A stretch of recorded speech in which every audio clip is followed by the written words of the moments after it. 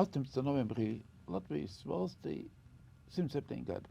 107 izcils personības, 107 izcili cilvēki. Man atbild uz jautājumu, ko tev nozīmē Latvija.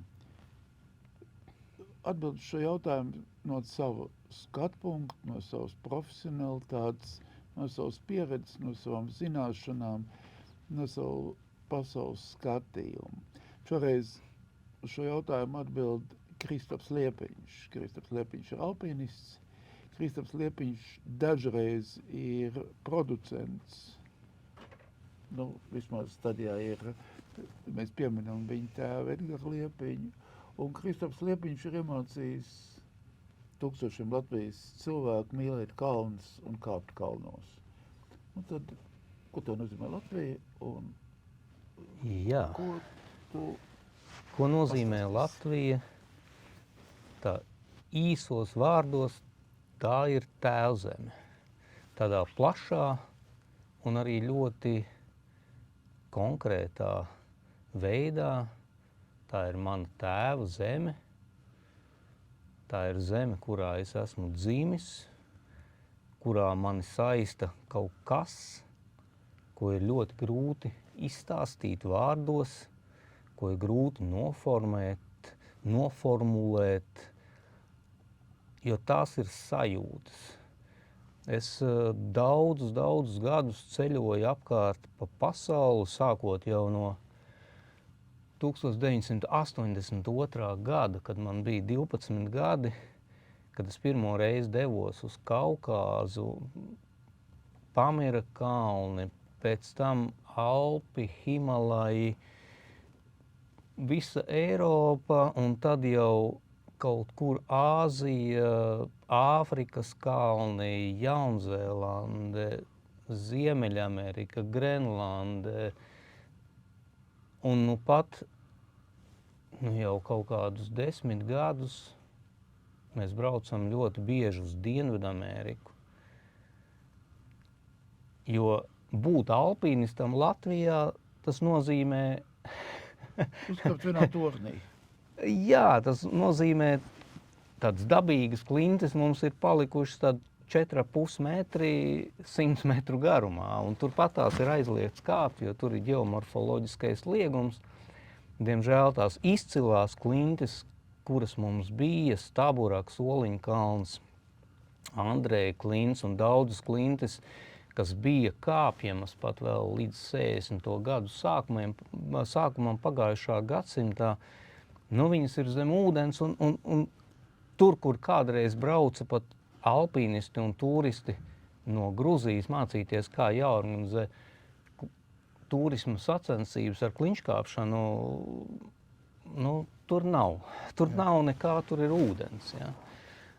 Bet būt alpīnistam, tas ir veids, kā izsapņot kaut ko un doties kaut kur, kur tu nekad neesi bijis. Un tāpēc arī tā Latvija, man bieži vien saistās ar tādu gājputnu sajūtu. Ja? Ir kaut kādi brīži, kad es jūtu, ka ir laiks lidot uz siltām zemēm, vai bieži vien tās ir pat augstākas zemes. Ja? Grenlande. Bet doties kaut kur, bet tā došanās vienmēr ir bijusi ar vēlmi atgriezties. Un tad, kad es mācījos Francijā alpinismu instruktoru un gidu skolā, man piedāvāja palikt Francijā, piedāvāja palikt tur zem Montblāna. Tā kā tu esi alpinismu instruktors, tu varēsi šeit strādāt. Un, lai kam, bet alpinismu instruktoram Latvijā vienkārši nav ko darīt. Un tas būtu brīnišķīgs aizbildinājums doties kaut kur un tur arī palikt. Un tur ir lielas iespējas gan kāpšanā pašam, gan darbā, gan finansu, gan kaut kādu sapņu realizēšanā, bet kaut kas vienmēr ir licis, kaut kas vienmēr ir aicinājis vai uzrunājis palikt šeit. Un iespējams, ka tā ir tā valoda, tie cilvēki, ar kuriem gribās būt kopā. Gribās būt kopā gan tādās labās dienās un arī grūtās dienās. Grūtu dienu mums pietiek, ja? Līdz ar to, tajās labajās dienās tā sajūta tomēr ir, ka, šī ir tā skaistā zeme. Un ticiet man, es esmu bijis pa 5 kontinentiem, neskaitāmās valstīs un visu kaut kur. Un tā doma ir iezagusies prātā, ka šeit jau varētu palikt un šeit varētu būt kaut kas labāks un šeit varētu kaut ko izveidot, bet tas viss ir tāds mākslīgs veidojums. Šeit mums ir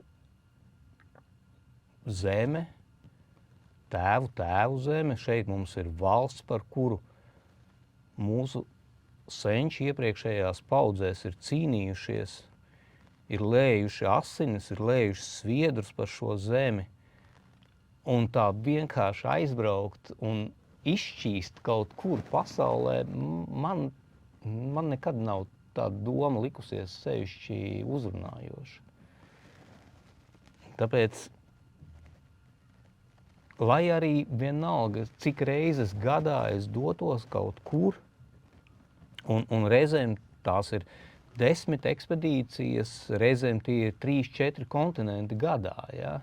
Kad tu dodies uz visām pasaules pusēm, vai nu ar savām ekspedīcijām, ar kāpienu plāniem, ceļojumiem, ar darbu, kaut kur tur, vienmēr ir tā sajūta, ka pēc brīža tu dosies atpakaļ. Un tā atbraukšana atpakaļ reizēm nāk ar tādu tā kā nelielu vilšanos varbūt, ka jā, atkal te ieskanās kaut kas, ko īsti negribētos dzirdēt Latvijā. Atkal šeit jāuzklausa ir kaut kādi viedokļi, ka šeit jau nevar, šeit nesanāk, šeit te mums nekā muļķības. Mēs varam ārkārtīgi daudz, un arī alpinismā un kalnos kāpšanā reizēm satiekot cilvēkus kaut kur tālu otrā pusē pasaulē, kad cilvēki skatās, kā mēs kāpjam, un mēs kāpjam labi. Ja? Mēs kāpjam gan ātri, gan tehniski, mēs kāpjam sarežģītus maršrutus, mēs kāpjam gan augstkalnos, gan tehniskajā alpinismā ļoti labā līmenī, es teiktu. Un tad cilvēki jautā, no kurienes jūs bijāt? No Latvijas. Latvija tas ir kur? Tur, bet tur taču nav kalnu. Ja? Jā, varbūt tieši tāpēc, ka tur nav kalnu. Varbūt tieši tāpēc, ka šeit ir tie daži metri. Ja? Tie daži metri kā atspēriena punkts taviem sapņiem, no kuriem kaut kas sākās. Un tā motivācija vienmēr cilvēkiem, kas nedzīvo kalnos, kāpt kalnos, ir bijusi vienmēr daudz lielāka. Bieži vien tie vietējie cilvēki saka, ko tur kāps, tur taču nekā nav. Ja? Un tu spēji tajā saskatīt, un es domāju, ka kalnos kāpšana nebūtu nav vienīgā vieta un lieta, ar ko mēs varam šādi salīdzināties pasaulē. Mēs varam šeit. Mums ir īstās rokas no īstās vietas augošas, mums ir prāts, mums ir spītība gala beigās, ja? Mēs esam te gājuši cauri vēsturiski tādiem sliktiem laikiem, ka pasarg Dievs. Bet mēs esam joprojām šeit. Un es atceros no sava tēva arī to, kas tika teikts, iespējams tieši tad, kad to visvairāk man vajadzēja sadzirdēt kaut kādos 11 gados. Es diezgan bieži gāju pie tēva, un mēs sēdējām pie viņa virtuvē, dzērām tēju vai kafiju, runājāmies par dzīvi, un es šo frāzi ļoti, ļoti spilgti atceros, kad tēvs man teica, man ir pilnīgi vienalga, ar ko tu nodarbosies dzīvē. Tu vari darīt pilnīgi jebko, bet atceries, tev ir jāmēģina kļūt labākajam. labākajam šajā jomā, labākajam pašam priekš sevis. Un tas droši vien arī ir tas, nu, tā latviešu spītība sīkstā, ja? No pilnīgi nekā iespējams pacelties un darīt to fantastiski labā līmenī. Un es domāju, ka ir milzums labi piemēri šeit apkārt Latvijā, kur cilvēki dara kaut ko absolūti labākajā līmenī pasaulē. Gan prāta, gan roku ziņā. Ja? Tie ir mūziķi, tie ir dažādi amatu meistari, tie ir domātāji, tie ir, kas tik mums nav. Ja? Kādas tik mēs balvas neesam pasaulē saņēmuši. Nu, kāds iemesls ir teikt, ka šeit nav nekādu iespēju vai. Mums ir, mums viss ir. Vajag tikai darīt. Vēlējums tavai zemē, tautai, cilvēkiem. Pārstāt čīkstēt un darīt labāko, ko jūs spējat. Kāpt kalnos tiešām pārnestā nozīmē. Jebkurā kalnā uzkāpt, tas nav tikai par virsotnes sasniegšanu.